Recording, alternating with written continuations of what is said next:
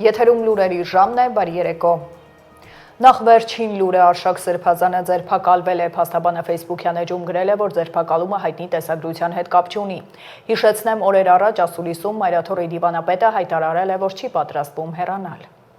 Վարչապետն ակնկալում է, որ հայ առաքելական եկեղեցին ունենա Աստծուն հավատարիմ կաթողիկոս, ոչ թե իրեն հավատարիմ, այլ Աստծուն, եւ դա է այն օրակարգը, որն ինքը հետապնդում է որպես հայ առաքելական եկեղեցու հետևորդ։ Կառավարության ճեպազրույցի ժամանակ ասել է Նիկոլ Փաշինյանը, վարչապետը պատասխանել է նաև հարցին, արդյոք իր լիազորությունների մեջ է մտնում եկեղեցական հարցերով զբաղվելը, եւ եթե կաթողիկոսը զավակ ունի, ինչ վնաս է տալիս դա Փաշինյանի ընտրողներին։ Հարց է հնչել նաև Արման Թաթոյանի հայտարարության Փաշինյանը պարզապես հաջողություն է մաղթել նրան ու չի արձագանքել։ Հիշեցնեմ, Թաթոյանը հայտարարել էր, թե Նիկոլ Փաշինյանը սկսել է կատարել իր ասուլիսի ուղերձները։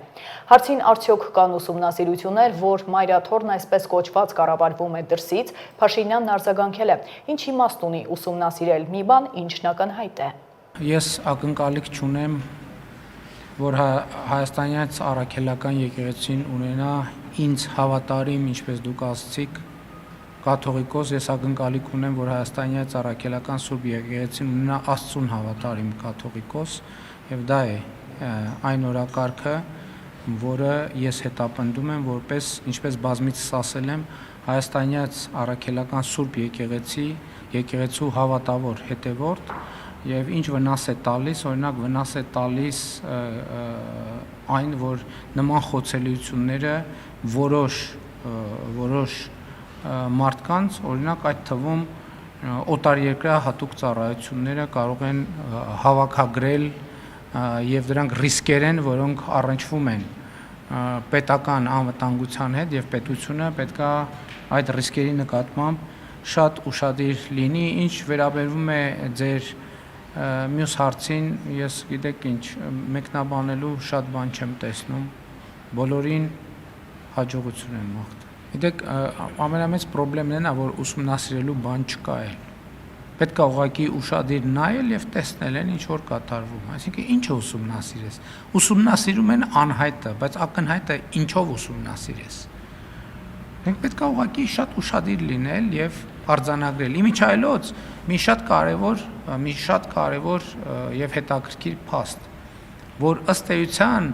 ստացվում է, որ հայաստանյան առաքելական Սուրբ եկեղեցին նախորդող շրջանում ամբողջական եւ հստակ կանոնակարգում եւ կանոնադրություն այդպես էլ նորմալ չի ընդունել։ Եվ մինչև վերջին այդպիսի փաստաթուղթը ցարական պոլոժենի կոչվող փաստաթուղթն է, որի ավանդույթով մեծ հաշվով, որի ավանդույթները մինչև այսօր էլ շարունակվում են եւ նույնիսկ արդարադատության նախարարությունում գրանցած այն փաստաթղթում, որը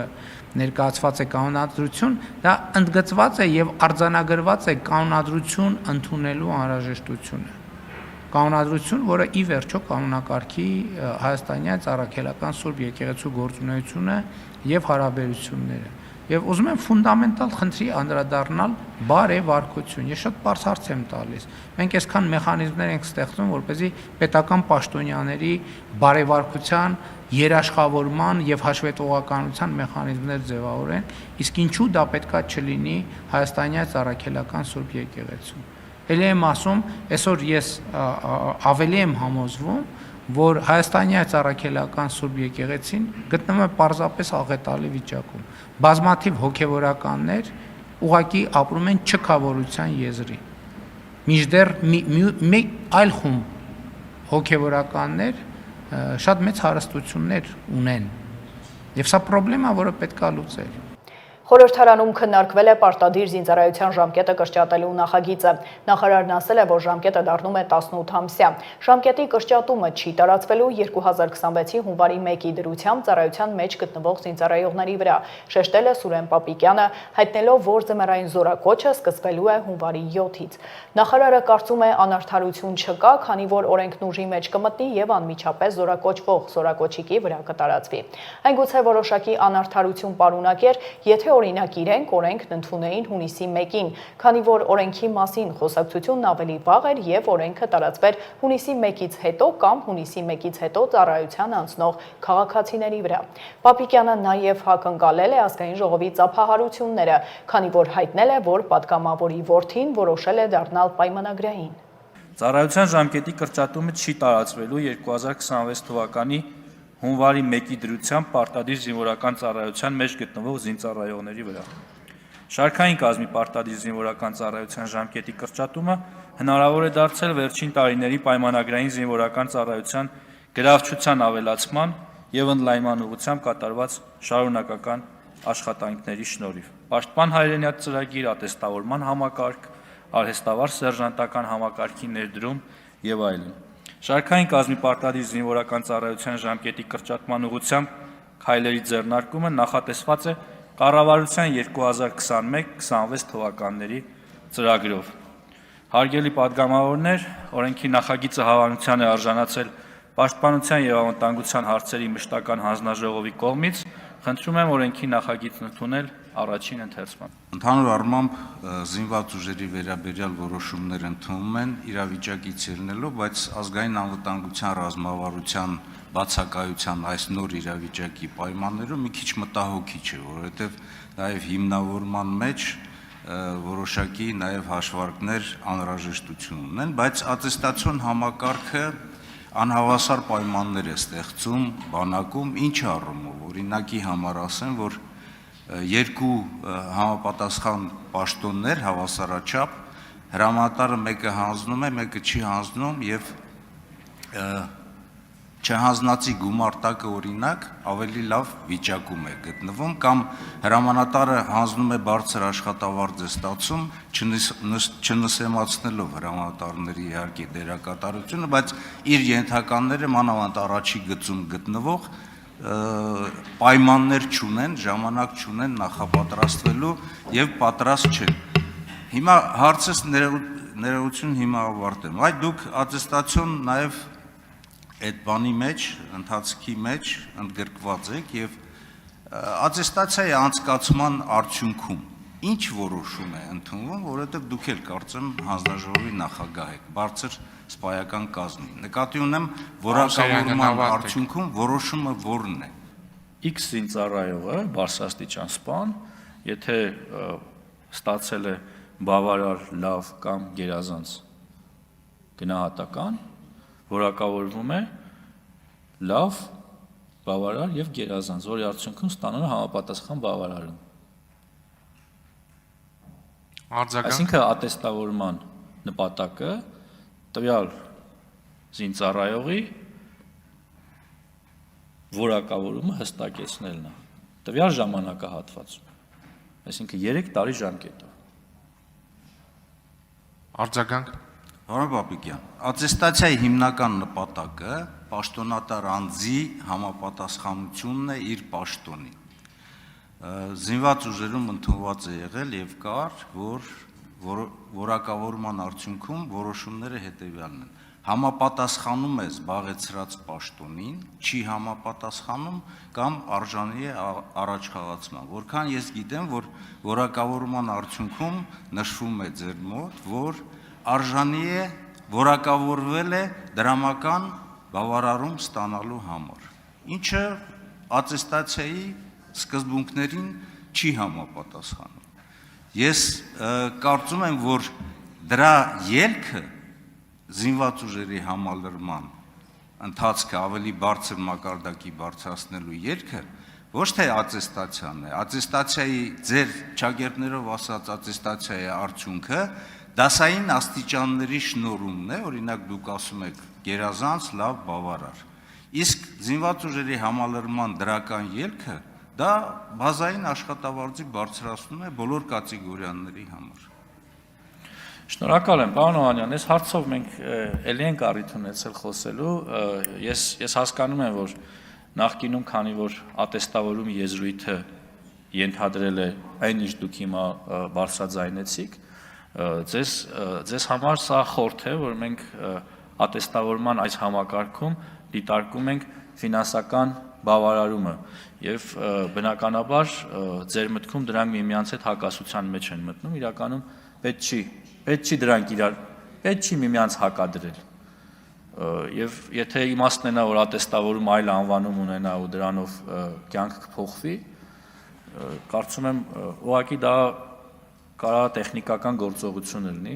ինչը ոչինչով մեր կյանքը չի փոխելու։ Պարոն Պապիկյան, անթույլատրելի է, որպեսզի պայմանագրային զինծառայողը ստանա ավելի ցածր աշխատավարձ ու զգալի ցածր աշխատավարձ, քան բարեկը։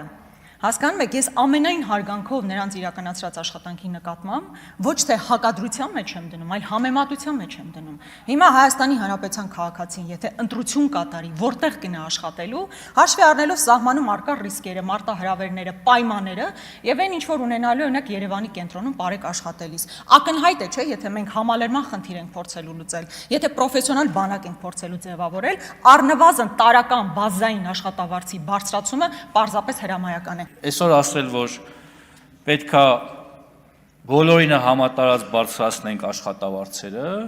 ու բանակում չունենանք մոտիվացիոն համակարգ, ես դրան դեմ եմ, եթե անգամ այդ ֆինանսական հնարավորությունը լինի, ես կողմ կլինեմ, որ ատեստավորման սանդղակում ֆինանսական մասը ըստ հարաբերակցության բարձրանա, բայց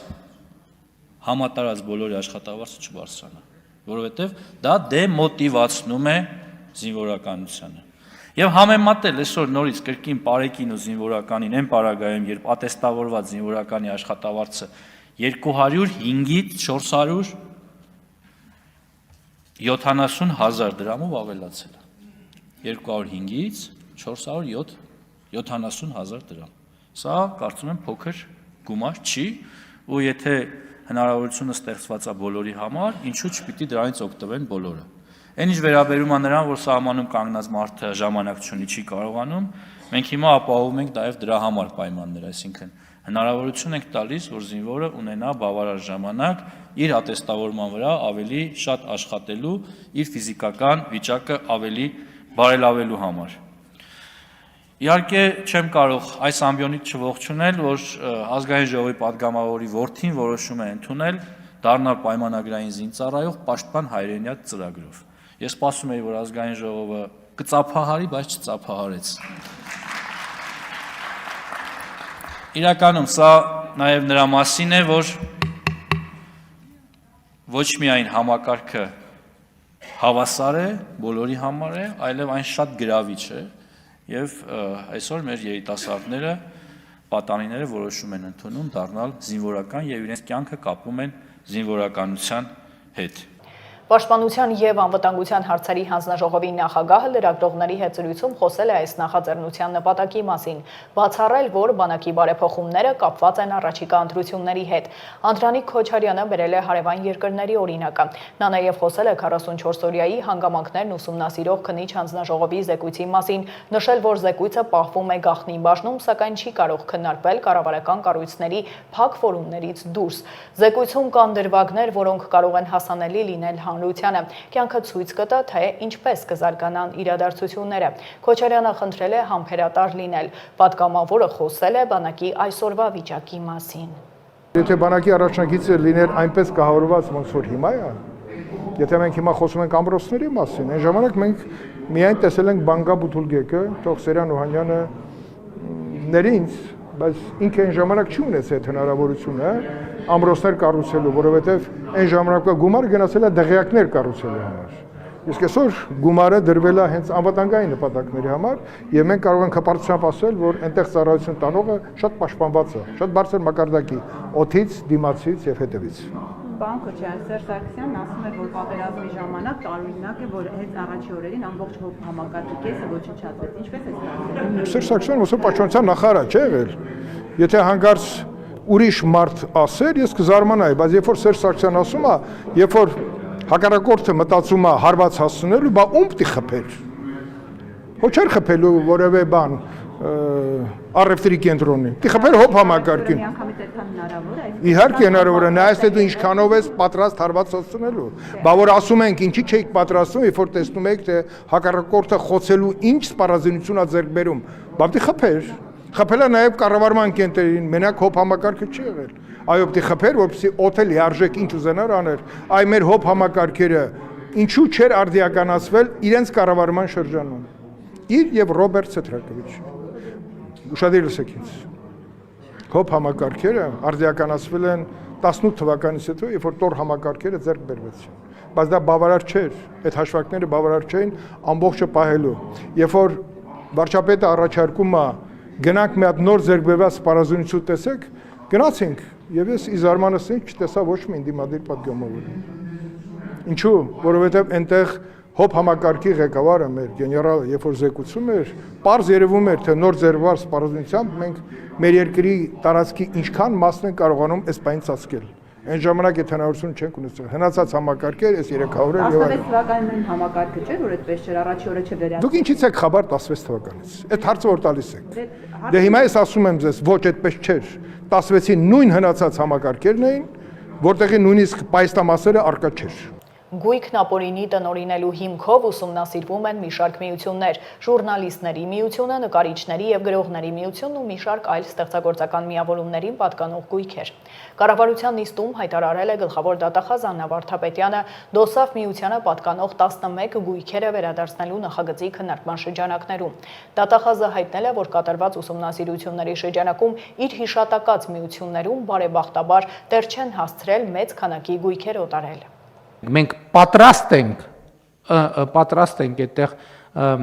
լինել ճկում, որպեսզի ստեղծագործական միությունները իրենց անհրաժեշտ գործունեության համար անհրաժեշտ գույքը տիրապետեն, բայց այնուամենայնիվ այստեղ պետք է արձանագրվի, որ հանրային սեփականության մասին է խոսքը եւ հանրության իրավունքները կառավարության միջոցով պետք է պահպանվեն։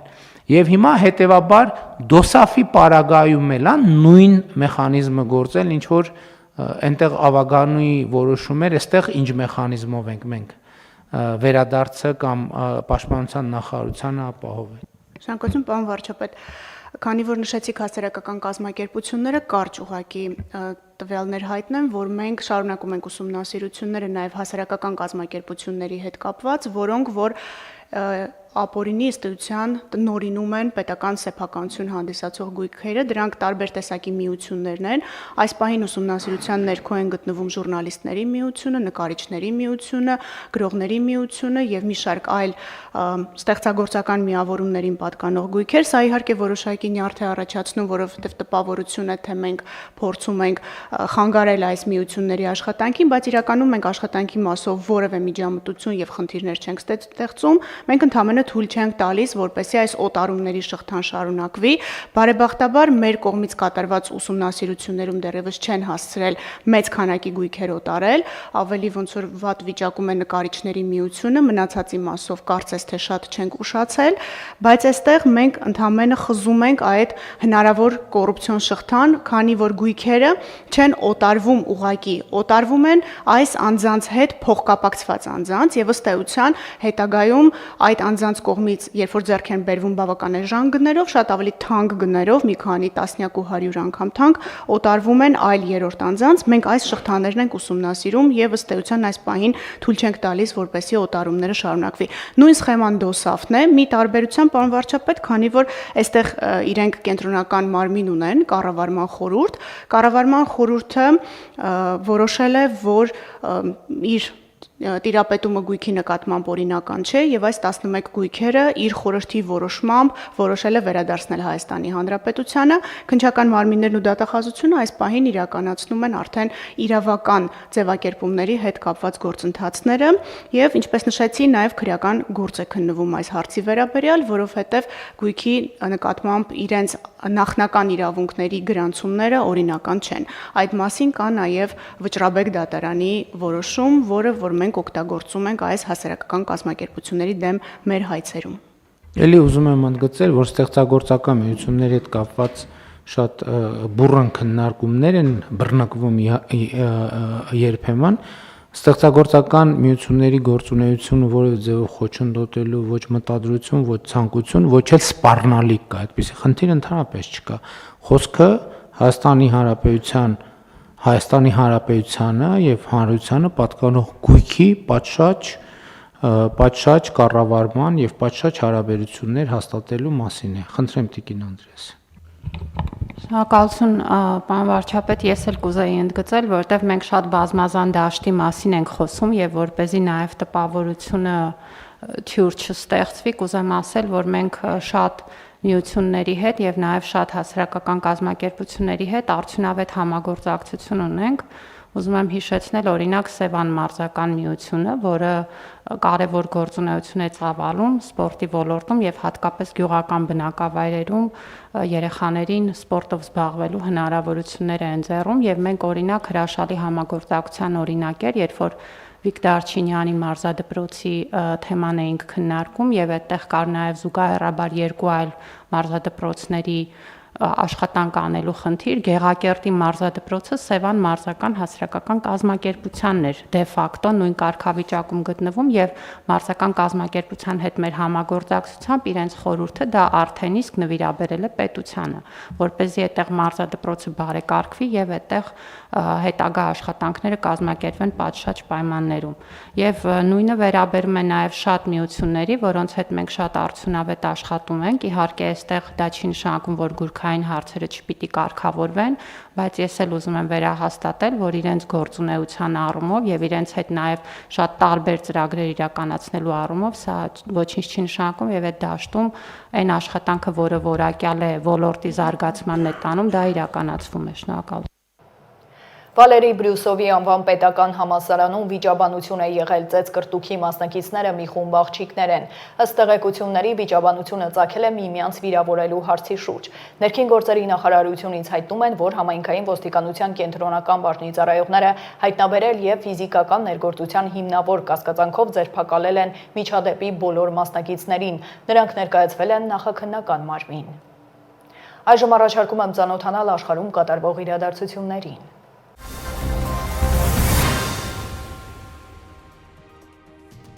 Ֆրանսիայի նախագահ Էմանուել Մակրոնը դիմել է Չինաստանի նախագահ Սի Ցինփինին օգնելու վերջ դնել Ուկրաինայում շարունակվող պատերազմին։ Երկու երկրների ղեկավարները դեկտեմբերի 4-ին հանդիպել են Պեկինում, որտեղ տեղի է ունեցել Չինաստան-Ֆրանսիա գործարար խորհրդի 7-րդ նիստը։ Մակրոնը, ով պաշտոնավարման ընթացքում արդեն 4-րդ անգամ է այցելում Չինաստան, նախագահ Սի Ցինփինին ասել է, որ երկու երկրները պետք է հաղթահարեն իրենց տարբերությունները։ Ֆրանսիայի նախագահը, ով 2026 թվականին հյուրընկալելու է G7-ի գագաթնաժողովը, կոչ է արել Պեկինին աշխատել մեծ յոթնյակի երկրների հետ ավելի հավասարակշռված եւ արդար տնտեսական կառավարման նպատակով։ Սի Ցինփինը նշել է, որ երկու երկրները պետք է ընդլայնեն համագործակցության շրջանակը։ Մասնավորապես նա առաջարկել է կոնսոլիդացնել համագործակցությունը այնպիսի ոլորտներում, ինչպիսիք են ավիացիան, միջուկային էներգետիկան, կանաչ տնտեսությունը, թվային տեխնոլոգիաները եւ արհեստական բանականությունը։ Սի Ցինփինի խոսքով երկու երկրները պետք է արձագանքեն ժամանակակից աշխարհի անորոշություններին Չինաստան-Ֆրանսիա հարաբերությունների կայունությամբ։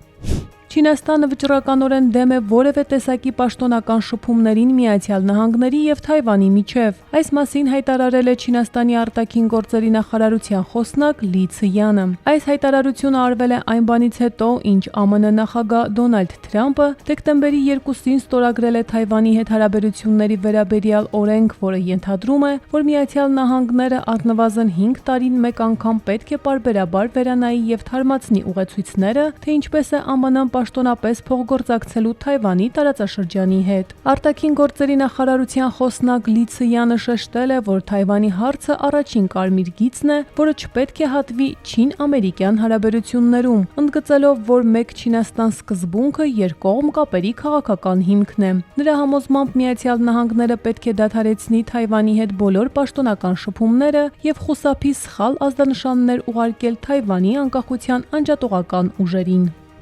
Ռուսաստանի Դաշնության նախագահ Վլադիմիր Պուտինը դրական է գնահատել դեկտեմբերի 2-ին Կրեմլում կայացած հանդիպումը ԱՄՆ նախագահ Դոնալդ Թրամփի հատուկ բանագնաց Սթիվ Ուիթքոֆի եւ Թրամփի փեսա նախկին գլխավոր խորհրդական Ջարեդ Քուշների հետ։ Նա տեղեկացրել է, որ ամերիկյան կողմն առաջարկել է ուկրաինական պատերազմի դադարեցման նպատակով ներկայացրած 28 կետից բաղկացած առաջարկները բաժանել 4 առանձին փաթեթների եւ այդպես քննարկել։ Անդրադառնալով հակամարտության կարգավորման ուղղված ԱՄՆ նախագահի ջանքերին, Պուտինը նշել է, որ դա դժվար աշխատանք է եւ դժվար առաքելություն, որն իր վրա է վերցրել նախագահ Թրամփը։ Ռուսաստանի նախագահը հայտարարել է, որ իրենք ամեն գնով վերահսկողություն են հաստատելու Դոնբասի շրջանի նկատմամբ։ Ամեն բան տանում է դրան, կամ մենք զինված ուժով կազատագրենք այդ տարածքները, կամ ուկրաինական զորքերը կհեռանան այդ տարածքներից եւ կդադարեն կռվել, նշել է Ռուսաստանի Դաշնության նախագահը։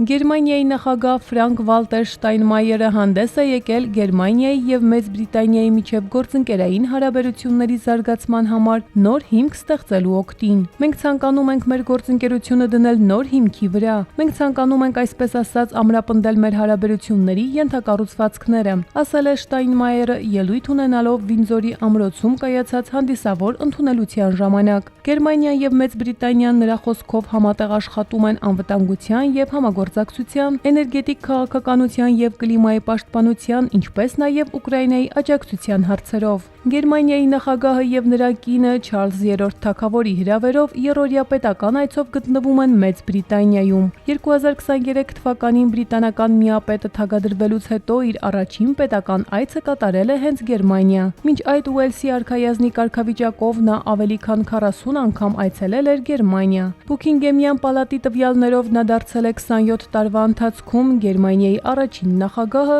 որը պետական այց է կատարել Միացյալ Թագավորություն։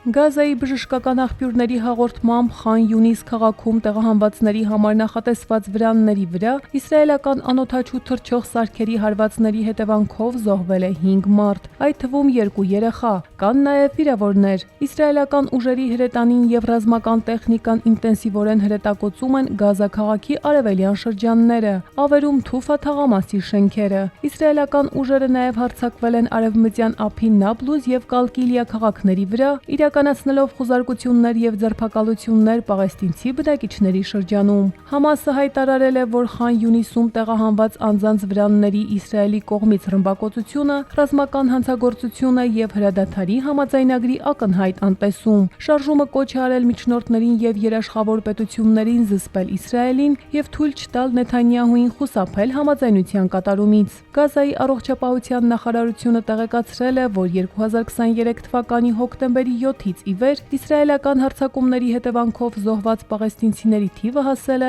70117-ի, վիրավորվել է 170999 մարդ։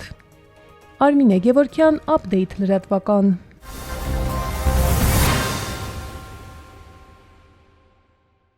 Ձկնաբուծարանի անվան տակ իրականացվել է ապօրինի արդյունահանում, մանրամասները ոստիկանության տեսանյութում։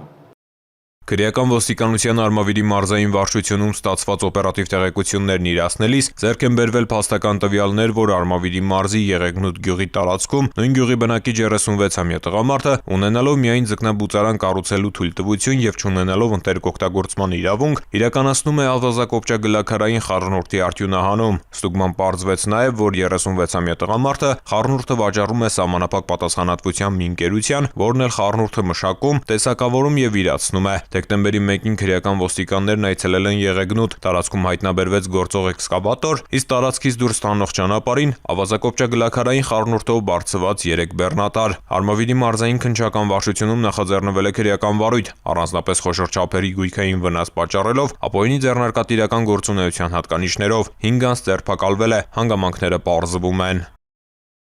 Ծանուցում ենթադրյալ հանցանքի մեջ կասկածվողը կամ մեղադրվողը համարվում է անմեղ, քանի դեռ նրա մեղավորությունը ապացուցված չէ Հայաստանի Հանրապետության քրեական դատավարության օրենսգրքով սահմանված կարգով, դատարանի օրինական ուժի մեջ մտած դատավճռով։